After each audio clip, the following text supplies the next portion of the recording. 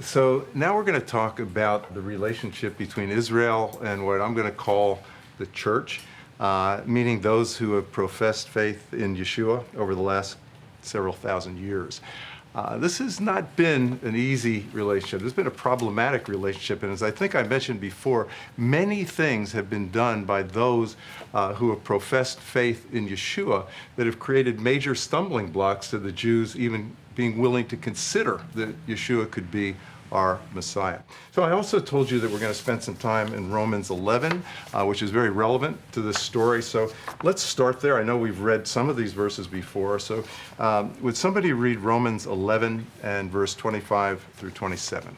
For I do not desire, brethren, that you should be ignorant of this mystery, lest you should be wise in your own opinion, that blindness in part has happened to Israel until the fullness of the Gentiles has come in.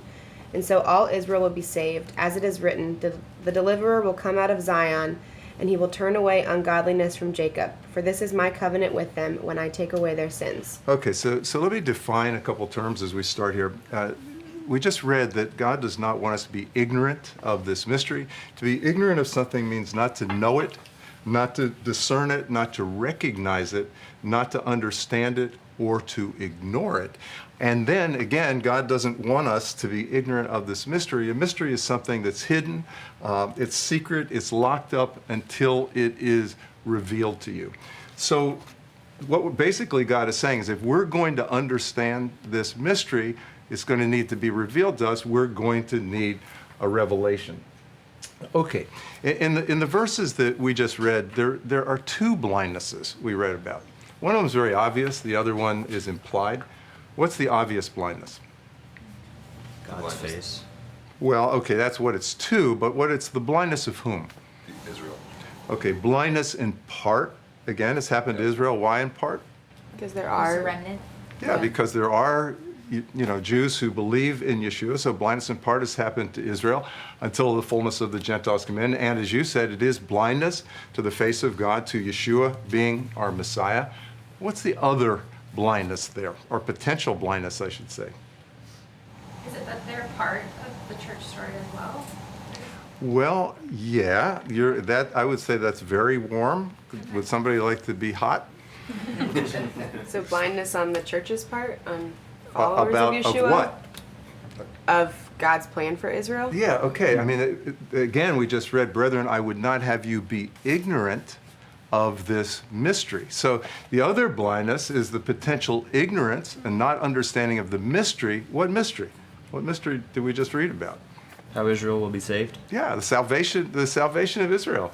Brethren, I would not have you be ignorant of this mystery, lest you're wise in your own opinion, that hardening in part has happened to Israel until the fullness of the Gentiles comes in. And so all Israel will be saved. So there's also, there is the blindness of our people, of the Jewish people, towards Yeshua being our Messiah, but there's also the potential blindness. I won't say it's even just potential, because there's a lot of this blindness out there. The blindness of the church, of those who believe in Yeshua, towards God's plan and purpose to save all of Israel. Okay, there was a very, very similar blindness to a mystery, to that one, in the early believers in Yeshua. What was that? The early believers in Yeshua didn't understand another mystery that's similar to this one. You know what that could have been? How the Gentiles would be saved. Exactly. I mean, remember that the early believers in Yeshua were Jews. And we understood that a Messiah was promised to us. We understood that a new covenant was promised to us. What we didn't understand is that the same Messiah who was coming to save the Jewish people was also coming to save all of mankind. So we needed to have a revelation of the mystery of God's plan and purpose to save the Gentiles. How did God give it to us? Dream, Peter. What's that? Peter. Peter, okay. It's actually a vision, but it's close to a dream. Okay, and it actually, that story, this is Acts chapter 10, it starts with a man named Cornelius. He's a Roman Gentile centurion from Caesarea, you would say Caesarea. He was a devout man, a godly man. It said that he was praying and fasting until 3 o'clock in the afternoon, and an angel appeared to him. And he said, don't be afraid, Cornelius, your prayers and your alms have come up like a memorial before God. This is what you need to do. You need to call for this man named Simon Peter. He's in the home of Simon the tanner in Jaffa. He'll tell you what to do. So he sends 2 of his household servants and a devout soldier to go to Jaffa to find Peter. And it's about a day's journey. So they arrive the next day, and they're at the gate of Simon the tanner's house. Meanwhile, Peter goes up, this is noontime, up on the rooftop to pray. And as he's going to pray, he gets hungry. Any of you have that problem? It's not uncommon. But anyway, so he gets hungry. And while they're fixing his lunch, it says he falls into a trance. And in the trance, he sees this great sheet lowered down out of heaven, bound at the 4 corners. And on it are all manner of 4-legged animals, wild beasts, creeping things, and birds of the air. And a voice speaks to him out of heaven and says, "Arise, Peter, kill and eat." And now I'm going to paraphrase, but basically he says, "No way, Lord, I've never eaten anything unkosher." I mean, your translation may say, "I'd never eaten anything common or unclean." And then the voice speaks to him again out of heaven and said, "You must not call unclean whatever I've cleansed." It happens 3 times because we don't always get it the first time. The sheet goes back up into heaven. Peter's sitting there thinking, what in the heck was that all about? Meanwhile, these servants from Cornelius are outside calling out, "Hey, it's Simon Peter there." The Holy Spirit speaks to Peter and says, "Don't be afraid to go with them. I sent them." And then he lodges them that night. And the next day he goes back to Caesarea. Peter arrives, and he has some Jews with him as well, Jewish believers in Yeshua. They arrive in Caesarea. Cornelius comes out. He doesn't know any better, so he actually bows down. He's going to worship Peter. Peter says, "Get up. I'm a man like you are, and why did you call for me?" And then Cornelius sort of repeats, what happened and so on. And Peter says, "Well, we Jews aren't supposed to come in and hang out with you Gentiles, but God has shown me not to call anybody unclean." And so this Jew, Peter, preaches the gospel of Yeshua HaMashiach, of Jesus the Messiah, to Cornelius and his family and friends that he's gathered there. And literally, while he's still speaking, the Spirit of God, the Holy Spirit, falls on everybody that's gathered there. They begin to speak in tongues and glorify God. Peter and the Jews who came with him are amazed. These Gentiles received the same gift from God, the same Spirit that we did. And then Peter said, "Well, who can forbid them baptism who've received the Spirit like us?" And then he commands them to be baptized. And through that whole experience, this Jew's theology is changed forever. And he understands, this is not just for us. This is for all of mankind. Okay, so let me ask you this question. Why do you think it was important for those early Jewish believers to have a revelation of God's plan and purpose to save the Gentiles? Why was that important? They wouldn't have left Israel and gone to the world.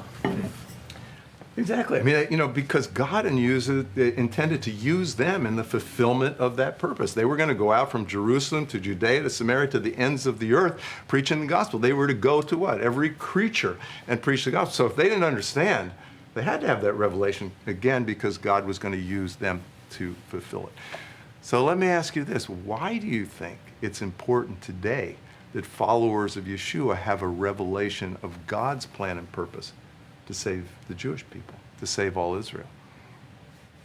So that we can be part of that plan. Okay, might it not be? Okay, for the same reason that literally I believe there is a calling on believers in Yeshua to participate in this miracle of God's plan and purpose to restore Israel and to save all of Israel. Okay, but in the verses that we read, do you also see a serious warning there of the consequence if we fail to understand this mystery? Is there a warning?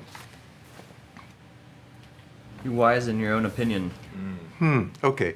Brethren, I would not have you be ignorant of this mystery, lest or unless, if you are ignorant of this mystery, you are in danger of being wise in your own opinion. Now, don't get offended, but let me say this. Your opinion doesn't really matter for much.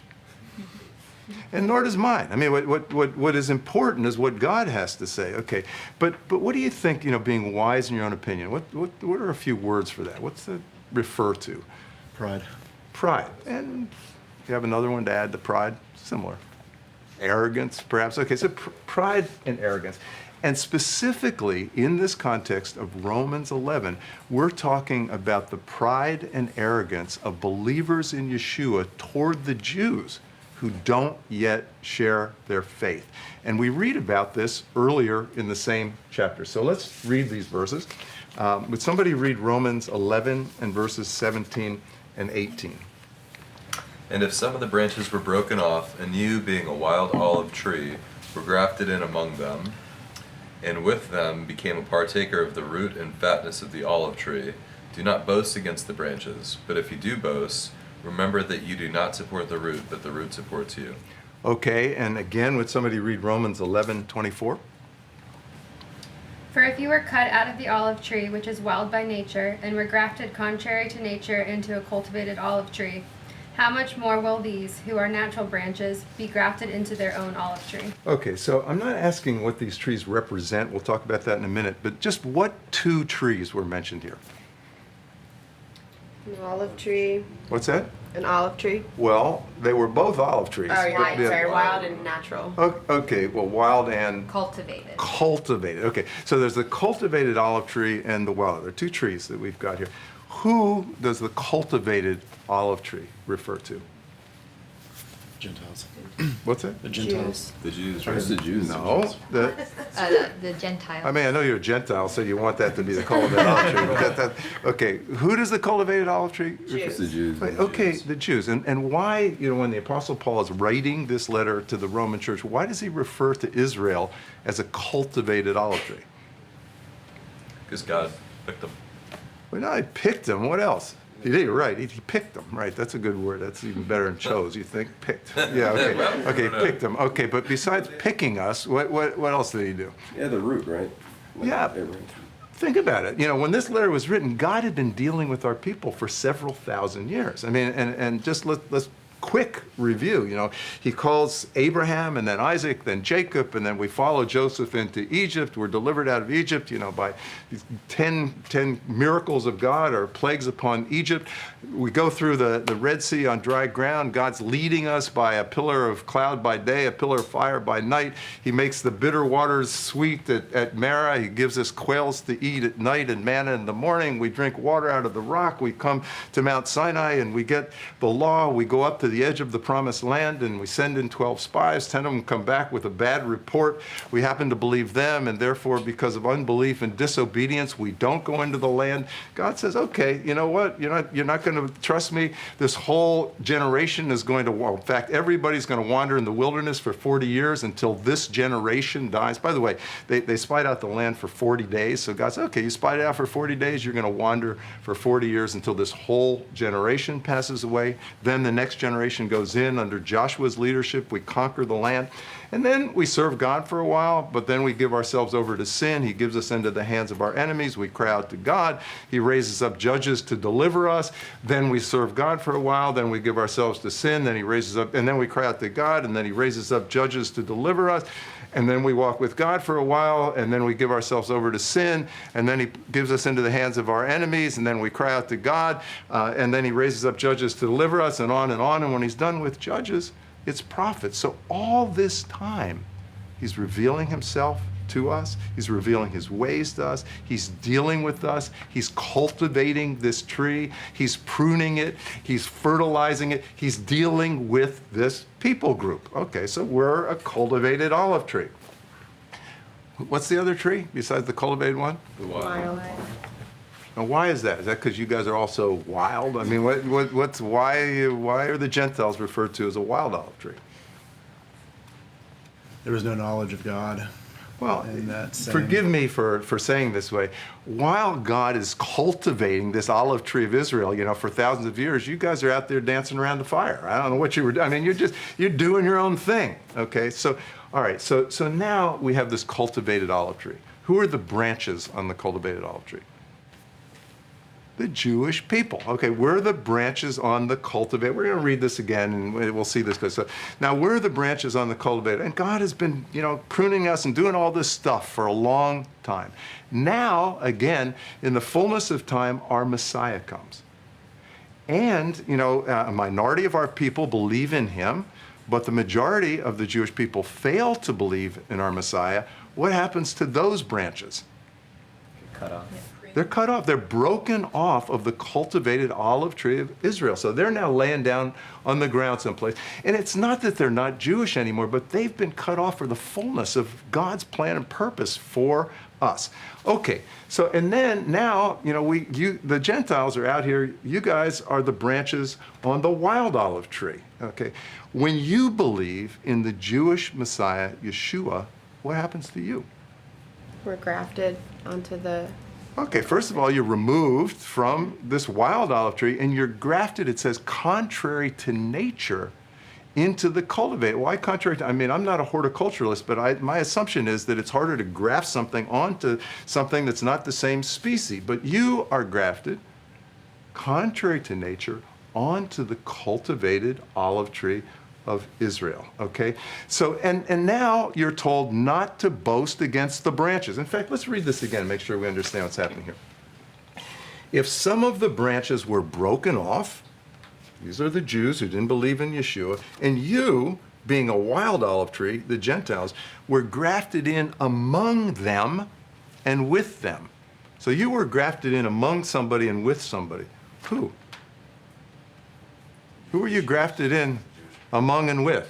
The Jewish people. The Jews, and this, I'm not just talking about Messianic Jews here, Jews that believe in Yeshua. You have to understand Abraham, Isaac, and Jacob are on that tree. Joshua's on that tree. Moses is on that tree. Elijah's on that tree. Elisha is on that tree. Isaiah and Ezekiel and Daniel and Jeremiah, they're all on this tree. So you have been grafted in among them and with them. This tree's been growing for a long time. This faith that you're a part of did not start in the New Testament. There's been a root system of this tree that was growing a long time, thousands of years before that. Okay, so you're grafted in among them and with them, and you became a partaker of the root and fatness of the olive tree. This is the root system that has been supporting this tree all this time. Therefore, do not boast against the branches. Again, here you are. What are you likely to do? And by the way, the church has done this big time. Okay, you're out here, on this cultivated olive tree of Israel, and the Jews who don't believe in Yeshua are down there. Ha, ha, ha. I'm on your tree. I'm connected to your God. You're not connected to him anymore. Ha, ha, ha. But you're not supposed to do that. And the reason you're not supposed to do it says, but if you do boast, remember, you don't support the root. The root supports you.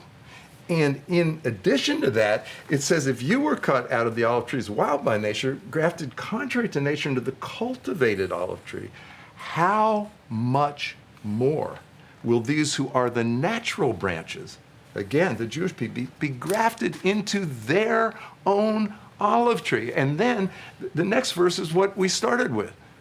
Brethren, I would not have you be ignorant of this mystery, lest you're wise in your own opinion, that hardening in part has happened to Israel until the fullness of the Gentiles has come in, and so all Israel will be saved, which is the regrafting of these Jewish branches onto their own olive tree. Now let's just stop and think about this for a second, because this may be a little different way of looking at even the dynamic of what happened when you became a believer in Yeshua. See, typically Gentiles would look at me and say, he's Jewish. That's kind of cool. That Jew over there, he actually believes in Jesus like we do. So the way you would look at that is, okay, I was Jewish, and then I believed in Yeshua. So, I got the chance to be grafted onto this tree called Christianity. But that's not what happened. I was broken off of my tree of Israel. I was separated, from this new covenant that comes through Yeshua. But when I believed in Yeshua, the Jewish Messiah, I was grafted back onto this cultivated olive tree of Israel. And in your case, when you became a believer in Yeshua, what happened to you?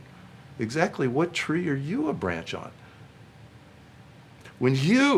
Think about it, when you became a follower of Yeshua and a believer in Yeshua, you were grafted contrary to nature onto the cultivated olive tree of Israel. Now let me guess, when somebody shared Yeshua with us, with you I should say, my guess is that they didn't say, come believe in Yeshua, you can be grafted onto the cultivated olive tree of Israel. No, not likely. So we're going to talk about why. How do we kind of lose even that understanding of what's happening here? And let me give you another challenge, because we're talking about this faith that you're a part of. Please show me one scripture where Yeshua said, I came to start a new religion. If you find it, tell me, because I haven't found it yet. Okay, so I know that's a little bit different. You know, I've been doing this for a while, and I look at people's faces, and sometimes I start talking about this, and it's like, whoa, wait a second. You know, I've been a believer a while. Nobody ever told me that. So, but we're going to talk about why nobody ever told you that as we go along.